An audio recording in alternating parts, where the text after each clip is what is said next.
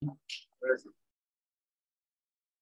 Buenas tardes a todos. Tenemos el placer hoy de, en nuestra reunión mensual, de escuchar la palabra de Santiago Legarre, que es egresado de esta facultad y es doctor por la Universidad de Buenos Aires y además con una muy buena tesis sobre la trascendencia,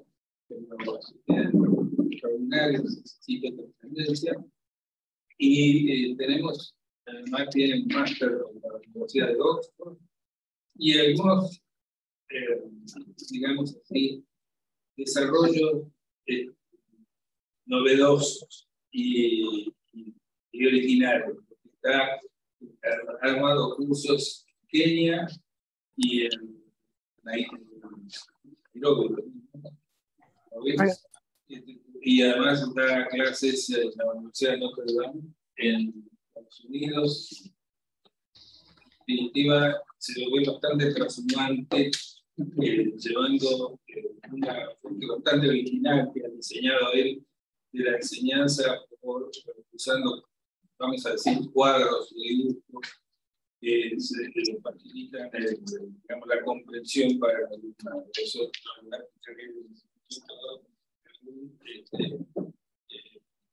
de su conversación, que tiene que ver con otro tema, tiene que ver con una perspectiva de una jueza de la Corte Suprema de Estados Unidos, y que seguramente tema sobre el cual no puedo adelantar nada, nunca he ocupado desde experiencia, así que voy a aprender todo lo que van a aprender ustedes, lo mismo. Además tiene una revista muy original, que empieza siendo original en su título, se llama Cero Contra, es decir a contrario censo, es una forma interesante de ver las cosas, el otro lado de las cosas. Así que bueno, con estos rasgos de originalidad, esta interculturalidad a la que está accediendo, tiene una forma de sabiduría muy especial. Así que lo vamos a escuchar. Muchas gracias. Bueno, muchísimas gracias. Cuando empezaste tu frase diciendo se ve muy, en vez de transhumante, yo pensé que iba a decir se ve muy gordo. Así que te agradezco mucho que no agarraste por ese lado. Es un gusto tenerte a mi lado con tan gratos recuerdos y también acá a Orlando, también por tantos años acá en la UCA, con a los Pablo Verat, a profesor Marcelis y a todos los demás, con un especial agradecimiento a Florencia y más especial todavía a Sofía, que fue quien transmitió esta invitación. La exposición se va a basar en un trabajo escrito. Voy a contar un poco el contexto del trabajo que tengo acá, aunque no lo voy a leer. Hay un profesor de una universidad del sur de Texas, Tom Baracali, que decidió hacer un libro titulado Jueces Católicos de la Corte Suprema de Estados Unidos. Son 16 jueces a lo largo de la historia. Como saben, 6 de esos 16 están actualmente en la Corte Suprema, y antes de ellos hubo otros 10, algunos se remontan a unos 120 años atrás, y otros son un poco más recientes. Los ha habido jueces católicos de una orientación muy progresista, abortista, y los ha habido de una orientación muy conservadora también. Muchos de los jueces más importantes, en el caso de Roe versus Wade, eran católicos. Y algunos de los disidentes eran protestantes. Este proyecto, entonces, consiste en un capítulo dedicado a cada uno de esos jueces, en el cual se le ofrece a los lectores un panorama de la vida, de la obra, de la actividad, de la teoría de el juez que le toca, a mí me tocó, la anteúltima integrante del tribunal. En este momento hay un récord histórico de presencia de mujeres en la Corte Suprema. Sobre 9 jueces hay 4 mujeres. Hace 15, 20 años, la jueza Ginsburg, que murió hace no mucho en el ejercicio de su cargo, pronosticó, profetizó que un día iba a haber 9 jueces mujeres en la Corte de Estados Unidos. En ese momento eran 2. Ahora van 4, así que a este ritmo puede ser que se cumpla su profecía. Como allá además no hay cuotas. Bueno, las últimas 2 en haber sido nombradas son mujeres. La última fue nombrada hace un par de meses y la nombró el actual presidente de los Estados Unidos, Biden, y yo voy a hablar un poco de la anterior, que fue la última de los 3 integrantes de la Corte Suprema nombrados por el presidente Trump, que tuvo un número muy alto de jueces para nombrar durante su periodo presidencial, especialmente si se tiene en cuenta que tuvo un solo mandato, que es algo muy por arriba de la media. Bueno, Amy Vivian Coney es su nombre completo de soltera, proviene de una familia numerosa, de clase media, es la mayor de 7 hermanos, oriundos de un suburbio de la ciudad de Nueva Orleans, en el estado de Luisiana. Este es un estado no muy grande y con una población también no muy grande sobre el Golfo de México, pero es el estado de Estados Unidos con el porcentaje más alto, lejos de católicos. Lo que pasa es que como la población no es tan grande, hay muchos más católicos en Florida o en California que en Luisiana. Además, este estado tiene otras cosas que lo acercan a la Argentina. Hay una que no lo acerca, que es que ese porcentaje altísimo de católicos van a misa los domingos. En Argentina van entre el 8 y el 9% de los católicos a misa los domingos. Pero lo acercan, como ustedes saben, mucho a la Argentina el hecho de que Luisiana, por su historia, tiene códigos. Es más papista que el Papa, porque tiene un código civil separado del código comercial, como nosotros, que éramos los papistas hasta hace poco, también tenemos. Tiene un código penal, que es el único estado que tiene muchos códigos y que tiene un poder judicial estatal que no funciona a la manera del common law, sino con doctrinas interesantes de gran influencia francesa más que española, que se parecen bastante a la manera en que funciona en la Argentina la obligatoriedad de la jurisprudencia. Bueno, esta mujer, que, como les decía, nació aquí y fue ahí al colegio, fue con una beca a un colegio de monjas irlandesas, dominicas, y saltando en el tiempo, cuando ella fue nominada por el presidente Trump, las monjas del colegio que siguen estando ahí le decían a las alumnas en clase que tenían que rezar rosarios por esta exalumna que estaba siendo considerada por el Senado para la Corte Suprema. Bueno, después de terminar su educación en Dominican, Amy Coney no fue a ninguna universidad importante, sino que nuevamente con una beca, por cierto, ni el padre ni la madre eran abogados, eran profesionales, independientes de otros rubros, padre era ingeniero. Con una nueva beca fue a una universidad pequeña en el estado vecino a Luisiana de Tennessee. Ahí hizo sus estudios universitarios de grado, que los hizo por 4 años, obteniendo el título de bachiller.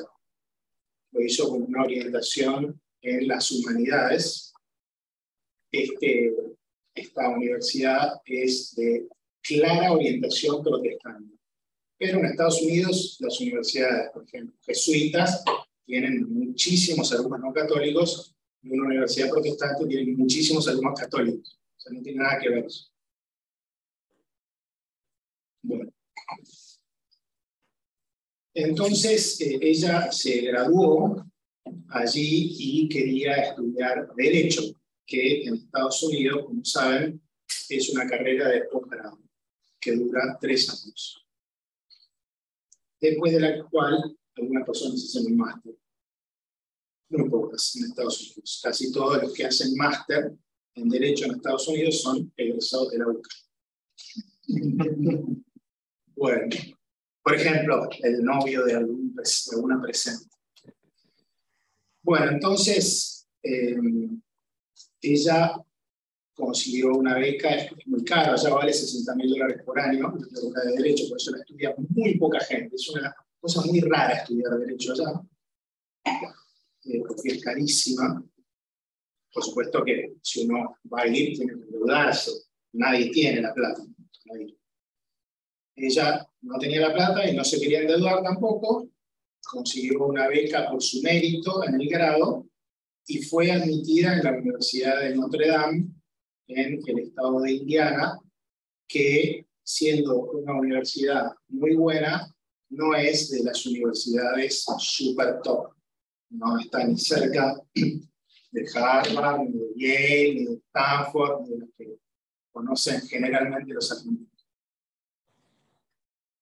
Se los enfatizo eso porque todos los jueces de la Corte Suprema de Estados Unidos, menos ella, fueron a Harvard, a Yale o a Stanford. Y todos hicieron su carrera de grado en alguna de esas universidades. Ella es la única que fue a un lugar que no conoce nadie para el grado y a una universidad católica que no está entre las 10 mejores para la carrera de Derecho. O sea, algo insólito.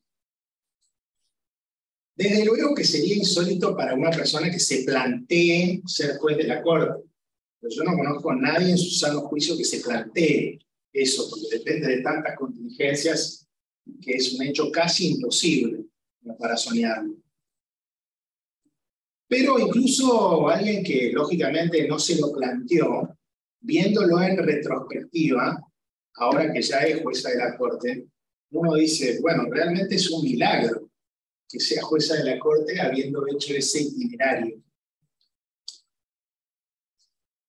Termina su carrera de Derecho.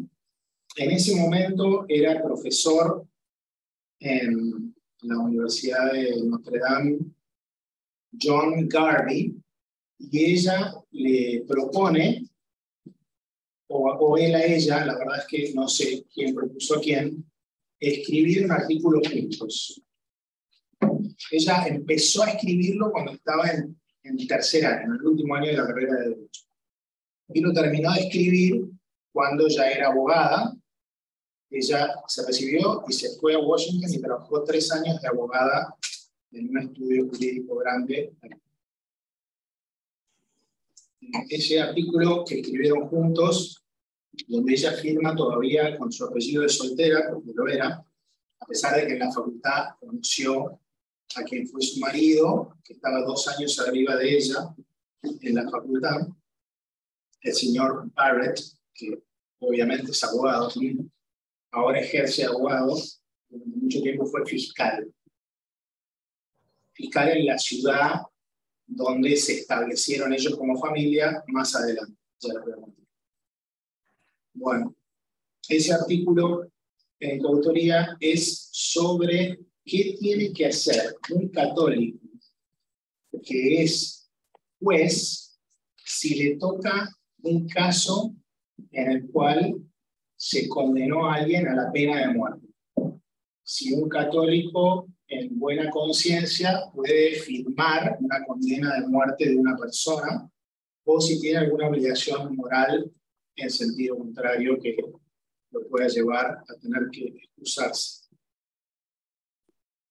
De eso trata ese artículo que ahora, ese artículo es del año 98, ahora muchos años después, muchos lo miran a ese artículo para tratar de entender cómo actúa ella en los casos del aborto, que tienen un paralelismo importante con los casos de la pena de muerte. De hecho, ella en el artículo lo dice, que ella ve, dada la flamante, había salido el año antes, enseñanza de la Iglesia, en el Catecismo de la Iglesia Católica, y 2 años antes, en el Evangelium Vitae, sobre la pena de muerte, excluyéndola en práctica, aunque no lo hago muy bien. Entonces, para ella, eso lleva a equiparar en parte la situación del juez con la pena de muerte y la situación del juez con el aborto, aunque aclara lo obvio que en un caso se trata de una persona indefensa, inocente, en el otro. Bueno, después de esos años en Washington, trabajando como abogada, y ahora sí ya Amy Coney Barrett, ya casada, ella consiguió el trabajo que es el sueño de todo flamante abogado en Estados Unidos, que es poder trabajar con uno de los 9 jueces de la Corte Suprema. En un cargo análogo al que acá llaman relator, pero que allá funciona un poco distinto porque se puede tener solo un año. Y lo tienen los mejores egresados de todas las facultades de Derecho del país. A ella la contrató por un año el juez Scalia, que es considerado uno de los padres de la teoría o filosofía interpretativa originalista, según la cual la Constitución debe interpretarse con un diccionario en la mano. Si uno quiere saber qué quiere decir la palabra acciones privadas del artículo 19, tiene que ir a los diccionarios de 1853 y ver qué quería decir acciones privadas. Y eso es la Constitución.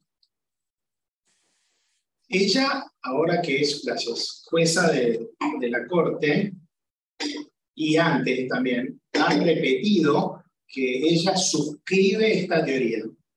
Esta es la teoría de Amy Barrett, el originalismo en su vertiente de Scalia, porque hay 1000. Después de ese paso por la Corte, ella se convirtió en académica, en profesora, la contrató la universidad en la que había estudiado. Allá hay una praxis, que es que las facultades de Derecho no contratan a egresados propios, sino que los animan a ir y hacerse valer en otras instituciones de valía y reconocimiento, y si acaso, después de estar en ellas un tiempo prudencial, ahí, aunque dure poco, se pueden volver o se les ofrece un trabajo. Pero, excepcionalmente, se hace lo que se hizo con ella, que es ofrecerle empezar ahí su carrera académica, porque ellos creían que era muy buena. Y estuvo 17 años en el cargo, una egresada de esta casa que está ahora conectada en el Zoom, según pude ver, fue alumna de ella allá cuando daba clase, y la promoción que integraba la eligió a Amy Barrett la mejor profesora de la facultad, cosa que le ocurrió a esta mujer más de una vez. Y en esa ocasión le dio un discurso muy, muy bueno que Me llegó a mí en aquel momento por mail, que lo debo tener en algún lado. Pues, después de tantos años en ese cargo, yo pienso que a ella le llegó una enorme sorpresa en su vida, me da la impresión, porque el presidente Donald Trump la nominó a la Cámara de Apelaciones Federal para el séptimo circuito. Allá, al igual que en Argentina, el país está dividido en circunscripciones a los fines de la justicia federal, y este circuito comprende los estados de Illinois, donde está Chicago, Indiana, donde está la Universidad de Notre Dame, y alguno más. Es un circuito que para ese entonces y por los últimos 20 años había estado muy prestigiado por la presencia de dos camaristas que sonaron infinidad de veces como candidatos para la Corte Suprema. Nunca lo fueron, y además son dos profesores excepcionales. Richard Posner, casi el padre del análisis económico del derecho, y Frank Easterwood, que también se dedica a cosas parecidas. Bueno, a ella la nominan para este cargo, no tenía ningún antecedente judicial y la última vez que había trabajado de abogada era hacía 17 años. ¿Qué había hecho en el medio? Había escrito algunos artículos muy buenos como académica, era una gran profesora y había hecho lo que la hizo más famosa que ninguna otra cosa. Había tenido 7 hijos. De la siguiente manera. ¿Se acuerdan del terremoto de Haití? Ella y su marido tenían alguna dificultad para tener hijos, entonces se inscribieron en una lista de adopción para iniciar un trámite de adopción de algunos de los niños que habían sobrevivido al terremoto. Y ella ha contado muchas veces que un día en su casa de 2 pisos sonó el teléfono abajo. Seguro que esta anécdota les va a sonar que alguna vez conocieron algo parecido en su vida. Atiende el marido y estaban llamando de la agencia de adopción diciendo que efectivamente estaba el niño con nombre y apellido listo para ser ido a buscar. Y en ese momento, en el piso de arriba, ella descubría que había quedado embarazada. En el exacto mismo momento. Bueno, entonces ella esto lo ha contado muchas veces, sobre todo después que fue jueza. Ella le dijo a él que les dijera a los de la agencia que iba a llamar de vuelta más tarde, que ya iban a llamar. Entonces ahí ella le cuenta a él y tienen que deliberar sobre si pasara de 0 a 2 en un santiameno. Bueno, decirle a la agencia que cambiaron las circunstancias que habían motivado la adopción. Y ella salió a caminar. Allá en general las universidades tienen un cementerio. Tienen todo, un cine, un estadio de fútbol con 100.000 lugares, y también tienen un cementerio.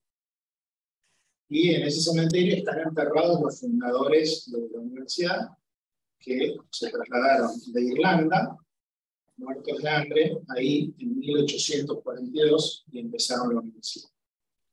Y están enterrados ahí. Y dice que ella, pensando delante de sus tumbas, y pensando en el sacrificio que habían hecho, la crisis de las papas, la hambruna, qué sé yo, dijo, yo digo que sí, y voy a tener 2 chicos.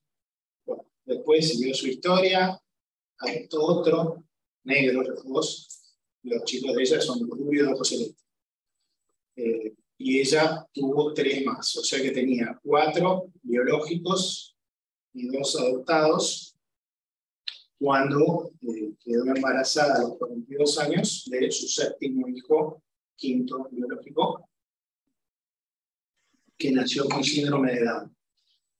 Así que eso es lo que hizo ella durante este tiempo hasta que le llegó la llamada del camino.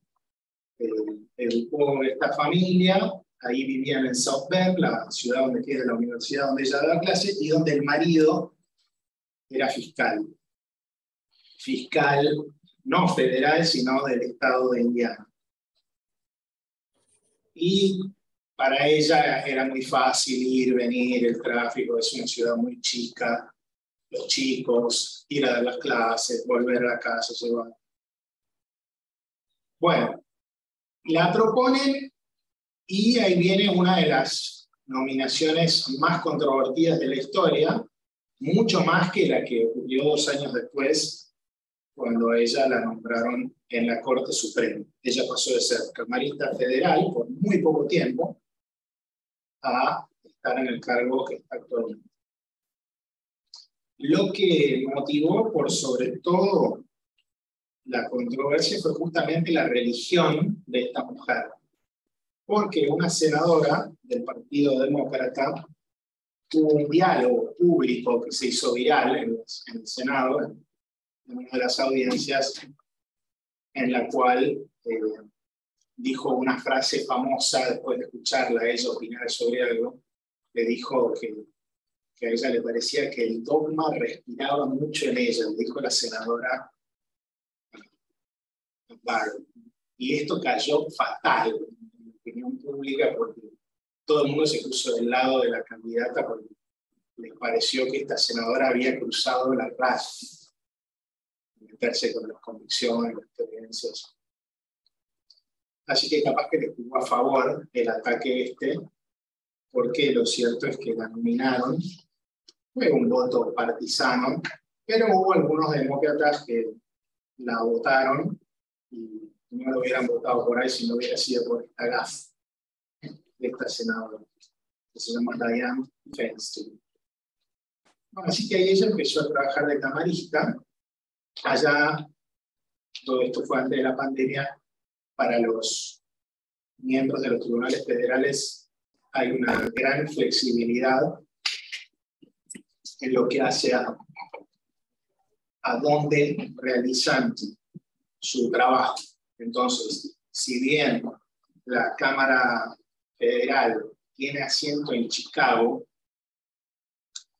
que es la ciudad más grande del circuito, aunque no es siquiera capital del estado, vieron que allá las capitales de los estados suelen ser ciudades insignificantes, que casi nadie conoce. Pero bueno, en la ciudad de South Bend hay un edificio de la Justicia Federal donde tiene asiento el titular del juzgado federal, un asiento en South Bend. Y ella pidió autorización y se la dieron para poner su despacho en el juzgado del juez de primera instancia. Entonces estaba el juez de primera instancia y en el piso de abajo la camarista, que tenía que viajar a Chicago más o menos una vez por semana o cada 2 semanas para, generalmente para audiencias, cuando la Cámara se reúne en presencia del público para que haya un argumento oral. Pero todo su equipo, sus relatores, 4, y todo el trabajo de ella de escritura de sentencias lo hacía en South Bend. No es que lo hacía remotamente, lo hacía en South Bend. Después llevaba en auto las sentencias o por mail. Y mientras tanto, mientras esto pasaba, seguía dando clases, muchas menos, pero seguía dando. La facultad le ofreció de seguir. Se hace a veces porque para la facultad es una distinción tremenda tener una camarista federal. Y profesora, no profesora visitante, era integrante del claustro igual que antes de ser nombrada camarista. Pero le hacía todo fácil para que no estuviera en las reuniones, y ella iba, daba sus clases, pero conservaba su oficina, su secretaria, todo. Y bueno, y así las cosas, renunció el juez Kennedy, el juez más importante de la Corte Suprema de los últimos 30 años. El que hizo la diferencia de 5-4 en todos los casos importantes de los últimos 30 años. Renuncia Kennedy y se dice que Trump podría nombrar o a Amy Barrett marista, pero se decía es una locura, no tiene experiencia judicial, entre paréntesis. El último nombramiento de Obama fue de la decana de la Facultad de Derecho de Harvard, que no tuvo nunca en su vida ninguna experiencia judicial antes de llegar a la corte. Igual es algo excepcional. La enorme mayoría de la gente que llega a la corte estuvo décadas en la Cámara. Décadas. Bueno, el otro nombre que sonaba, ¿cuál era? El que fue Brett Kavanaugh. Un error tremendo del presidente que le costó carísimo por la tremenda controversia que se armó por una denuncia que le hizo una mujer.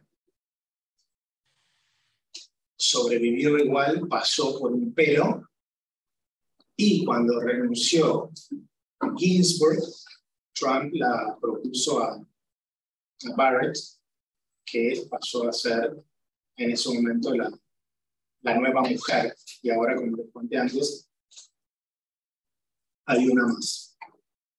Voy a comentar un par de cosas nomás sobre este periodo de su vida y después lo abro a preguntas, si te parece, así vamos temprano. Por supuesto que el caso más importante en el que ha intervenido ella es el caso del aborto, que salió en junio de este año, en el cual la Corte se apartó del criterio que había establecido en 1973. Mucha gente dice, con cierta razón y con cierta falta de razón, que ella aportó el quinto voto, porque es cierto que de los 9 que votaron, 5 solamente se pronunciaron a favor de ese apartamiento. Pero saben que no tiene sentido decir eso, porque en realidad el quinto es cualquiera de los 5, que no hay un orden allá de votación. Pero la gente dice el quinto porque ella había sido la última en entrar, y de los demás, los otros 4 de los que después fueron 5, antes de que ella entrara en la corte, ya habían intervenido en un par de casos, sobre todo en uno, de aborto. Entonces uno podía suponer cómo iban a seguir, mientras que ella obviamente no había intervenido en ningún caso de nada. Este es casi uno de sus primeros casos, casi. Bueno, así que de esos 5, hubo uno de los 5 que, siguiendo la praxis de la Corte Suprema de Estados Unidos, que es distinta a la nuestra, escribió el voto de los 5. Acá las mayorías son impersonales. Allá uno de los 5 escribió el voto de los 5, los otros 4 adhirieron a ese voto, y 2 de los 4 además hicieron un voto concurrente. Ella no. Y hay gente que le critica a ella que no haya hecho un voto concurrente, porque, como ya lo sabemos, entre los disidentes había varias mujeres. Ella era la única mujer en el voto de la mayoría, y si ustedes leen el voto disidente, van a ver que hay muchas cosas que fueron escritas y pensadas por 1 o 2 mujeres. Había 2 en ese momento en el voto de disidencia. Entonces, hay algunas personas en Estados Unidos que dicen solo una mujer podía contestarle a una de esas mujeres, y le critican a ella eso. Bueno, por este caso, por supuesto que en Estados Unidos hay mucha gente que a ella la ama, y hay mucha gente que la odia, porque aunque no sea el quinto voto, lo cierto es que como ella fue la última en entrar, si ella no hubiera entrado, el caso ese no hubiera salido así. Antes se pensaba que podía salir así, porque supuestamente había un voto más que iba a sumarse a los demás que votaron por el apartamiento del Globo de su suegro. Pero ese voto, que era el del presidente de la Corte, que fue nombrado por Bush, ese voto cada vez en la opinión pública se empezó a percibir como más improbable. Y de hecho, el presidente de la Corte no acompañó el voto de la mayoría, sino que solo adhirió a la resolución que adoptó la mayoría, pero sin compartir el argumento que justificaba apartarse del precedente. El presidente prefería dejar eso para más adelante. Para otro caso, ser minimalista, y adhirió a la resolución, pero votó solito, por eso es 5 más 1 versus 3. Bueno, además de este caso, y con esto termino esta parte, seguramente tengamos 10, 15 minutos para preguntas, si les parece bien. Ella intervino en los 2 años que lleva en la Corte, 2, 3, en algunos casos importantes relacionados con el tema del libro de libertad religiosa, que tienen que ver con las limitaciones para ir a misa durante la pandemia. Un caso muy importante sobre esto, que hubo una división feroz dentro de la Corte, que giraba en torno de yo protejo la salud de los habitantes, consideraciones sanitarias, y por otro lado la libertad religiosa de la persona. Y ella ahí fue clave también.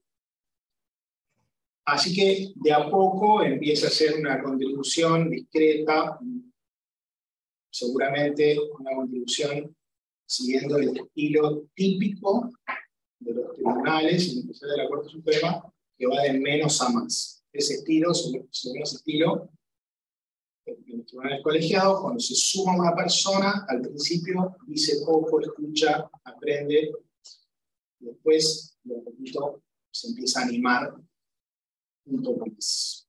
Bueno, muchas gracias. Muchas gracias. Tratando de estar acá sentado, voy a hacer yo mi primera pregunta. Que ustedes vayan pensando la suya. El tema de la estructura, la pirámide jurídica a la cual se apela para resolver un caso en Estados Unidos, tiene muchísimo que ver con lo que se ha decidido antes, con los precedentes, que prácticamente son la ley. Yo he oído en alguna oportunidad, no me voy a apartar, estoy en desacuerdo, pero no me voy a apartar porque es una jurisprudencia firme. De manera que quebrar esa jurisprudencia firme, a pesar de que ya se sabía que era una jurisprudencia que además tenía muy flojos precedentes, porque era un caso, digamos, fabricado, no era un caso auténtico, sino que era un caso modelado, especialmente para el tribunal, que era ya de por sí una falsificación de la idea misma del proceso, que hubiera sido modelado, y eso ya se había venido a saber. Nadie usó ese argumento. ¿Cómo es que ella y los otros precisamente se apartan del precedente? No lo han leído. Es decir, ¿cómo se justifica en un clima académico? Bueno, esa pregunta es clave. En el caso de ella siendo académica, antes de ser jueza, había escrito mucho sobre este tema. Era su tema principal, el precedente, el overruling.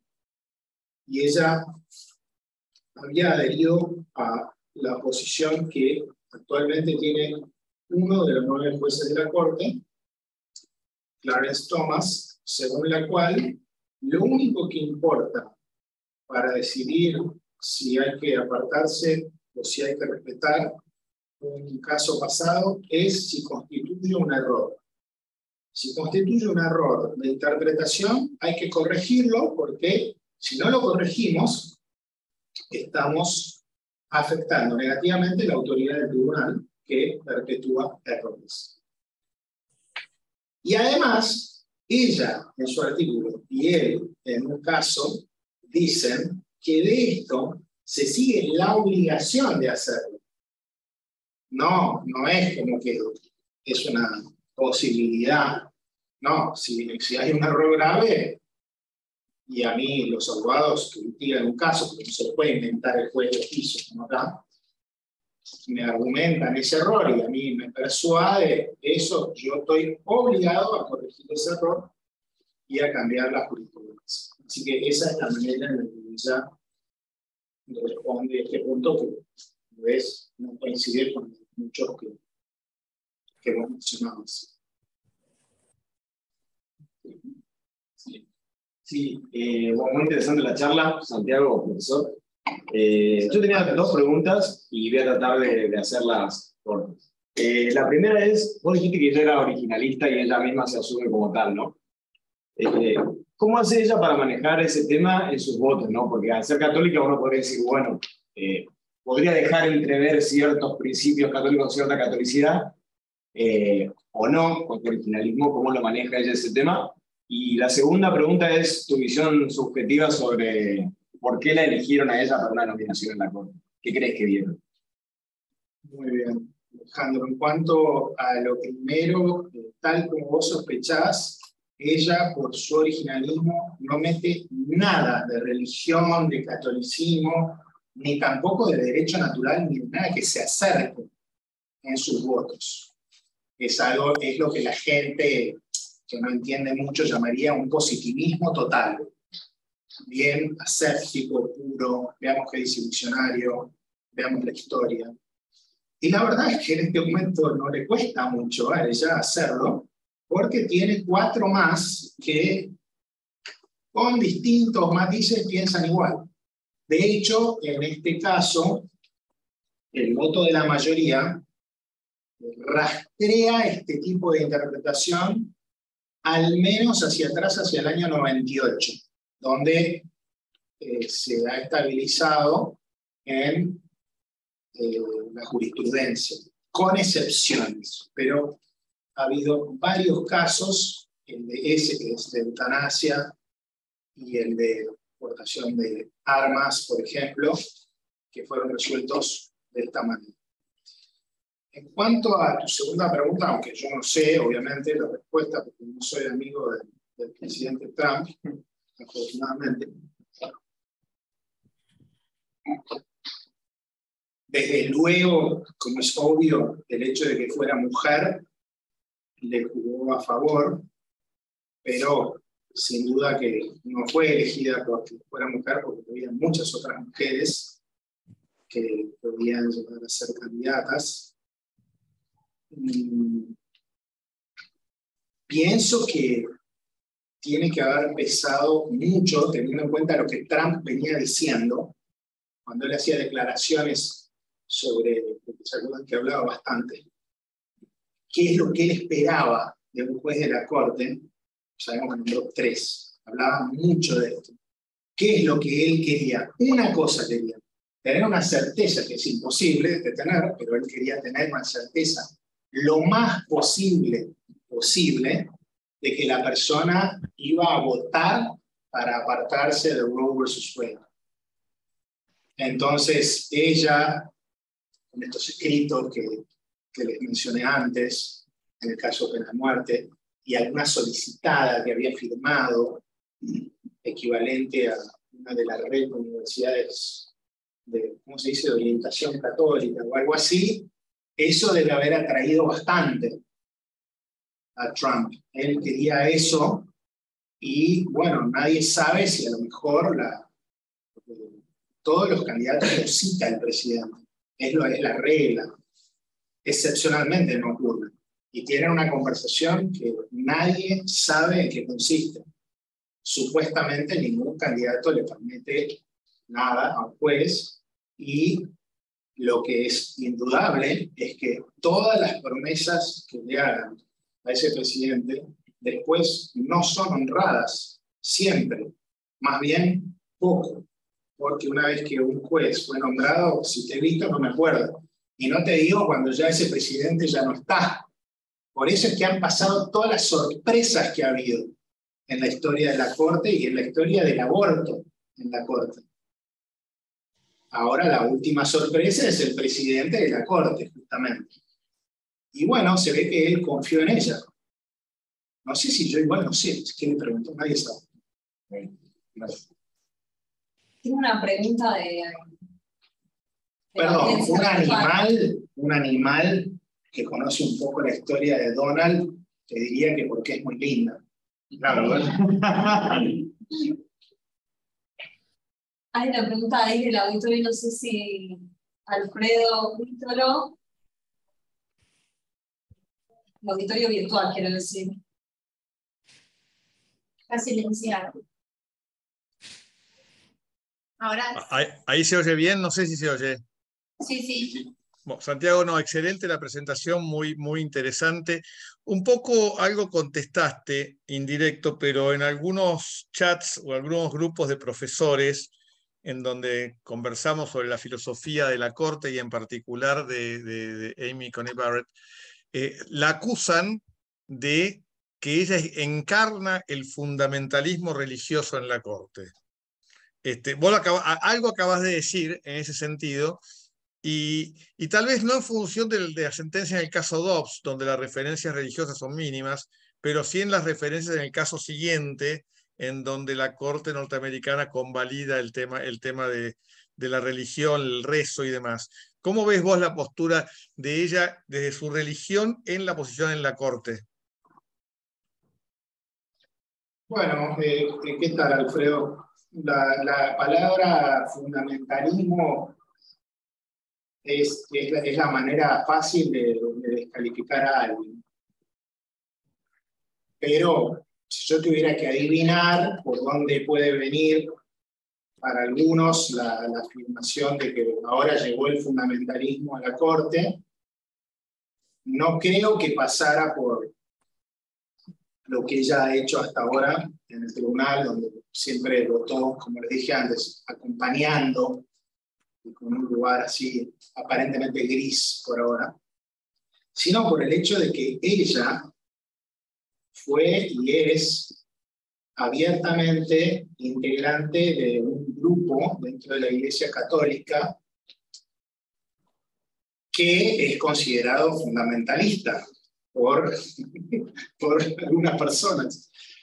Entonces, claro, los que se enteran que una persona que forma parte de ese grupo, que se llama People of Praise, del cual uno de los fundadores fueron los padres de ella y demás, y que es un grupo que tiene un sentido de la comunidad tremendo y de acompañamiento espiritual entre laicos, mucho bonding y mucha liturgia carismática, intensa, parecida al protestantismo, que es a quien más le estampan la palabra fundamentalismo. Entonces, claro, sí, puede dar un poco de pánico, pero hay que ver los expedientes, los hechos, las sentencias.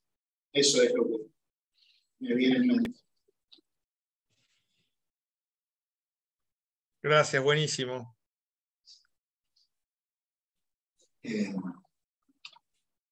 Hay una pregunta. Yo sí, primero felicitarte, realmente, no solo porque no has mirado una hoja, y decirte, sino por la pedagogía y lo ameno de tu presentación. Gracias. Estamos muy orgullosos de empezar con nosotros.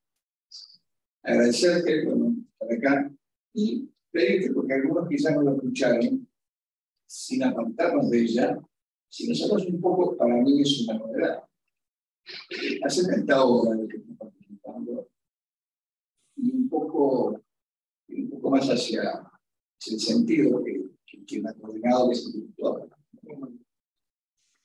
Bueno, primero te cuento que, ya que hiciste una referencia a que no leí, que hubo una escena espectacular de la nominación de Amy Barrett a la Corte, cuando después de un día maratónico, el presidente o el vicepresidente, un demócrata la comisión del Senado, cuando le decía, voy a hacer una pregunta, porque ella había hablado y hablaba de los casos, de los precedentes, y tenía así, una cosa así como, dice, ¿qué tiene ahí? ¿Me puede mostrar qué es lo que tiene ahí de llegar en un presente? Un hoja en blanco. Bueno, la obra. Bueno, lo cierto es que la obra esta estaba cerrada antes, empezando por ahí, antes de que Trump la propusiera a Amy Barrett.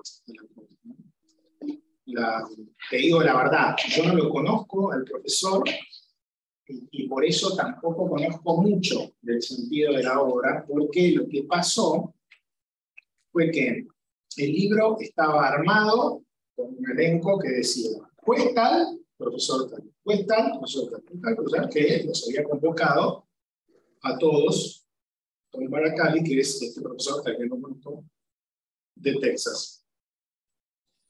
Cuando la nombran a ella, bueno, evidentemente deciden que hay que agregarla y tenían que ver a quién pedirle, ya era medio, sí, tenía que ser rápido. Y uno de los que escribía sobre un juez católico, White, que fue juez de 1910, por ahí, más o menos, le sugirió a este Tom Baracali, y dijo, Andrea, yo tengo un amigo, porque es amigo mío el que escribía sobre White, de hace muchos años, dice, yo tengo un amigo que da clases en Notre Dame, si querés, le puedo preguntar. Y así fue como acabé yo ahí, entré ahí con Coca-Cola, después, nada, estamos teniendo bastante, o está teniendo el coordinador bastante dificultad para conseguir quien lo quiera publicar, el libro. Ahora, como sabe Sofía, el mundo editorial está en un terremoto, entonces ya nos rebotaron 2 editoriales. Aparte, tenemos que mandarlo a una por vez. Lo estudian, leen todo el proyecto y empiezan que no. Y ahí empezás de vuelta con otra, y cada una se toma 6 meses, 8 meses, porque se hace con mucha seriedad. Así que ahora están buscando el tercero. Así que ahí estamos. Ya me enteraré eventualmente, Pablo, un poco más y te contaré porque la idea es extranjero. Sí. Sí, perdón, ¿qué razones lo usan? ¿La temática católica o tema económico? No conozco las razones, pero una de las editoriales es una editorial de una universidad católica muy buena y muy admirable. No creo que pase por ahí. No, yo me imagino que las razones pasan por lo económico. O sea, ¿por quién va a comprar este libro? De hoy el tema de los libros, de hacer, imprimir libros, es todo digital. Luego, ¿qué te llevó al África?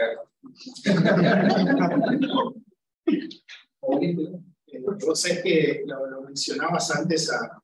Sí, a Valiente no que fue profesor aquí y en un momento dado una era secretaria de la Corte Suprema, y se dedicó a lo que él más le gustaba, que era la antropología, se recibió en la Sorbonne, y se convirtió en un especialista en los bosquimanos. Hablaba el idioma y era contacto de las Naciones Unidas con los bosquimanos, que en general vivían el trato con gente blanca. Esto parece Avatar. Bueno, vos sabés que yo lo tuve en el de tesis de doctorado. Y me fascinaba. Tengo el paso de la cosa. Me fascinaba él que iba al estudio jurídico, ¿sabes quién era el socio? No me acuerdo. López Zavalía, nada menos. El autor de 7 tomos de contratos. El mejor libro jurídico que hay en la Argentina. Diputado nacional, yo lo tengo acá. En tu enfermedad, sí, se llega a ver aquí. Son más exigentes que ella. Fue convencional en el 94. Sí, fue diputado nacional y fue muy importante para el tema de operación asistida. Bueno, pues la cuestión que había, no sé si está yendo, si es el que quería una pregunta, ¿no? Ay, sí, perdón, ¿podemos hacerla? Pues, sí, dale, y no, si te parece también Sí, para creo que es una dirección.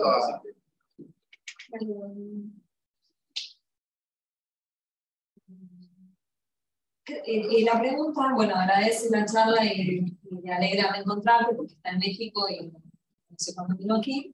Y dice, ¿crees que la fe católica de un juez le puede permitir mayor madurez en la asertividad para conocer los hechos que juzga y ponerle en un marco mayor verdad? Y bueno, solamente de la manera en que algunos nos aconsejaban leer la oración de Santo Tomás de Aquino para estudiar, en ese sentido. Bueno, gracias por la pregunta. Yo te decía que a mí me fascinaba porque él iba al estudio con un colmillo colgado acá, en el pecho, un abogado súper importante, litigador tremendo ante la corte, colmillo colgado, y después me contaba todas sus historias que me interesaban mucho más que todo lo de derecho. Así que sí, yo fui un poco a sus pasos, capaz, pero hay un solo valiente más. ¿Pero qué haces allá? Allá no hago lo que hacía él. Allá doy clases de derecho. Sí, él preciso afinar a otra materia. Él se dedicaba a estudiar a los quimanos.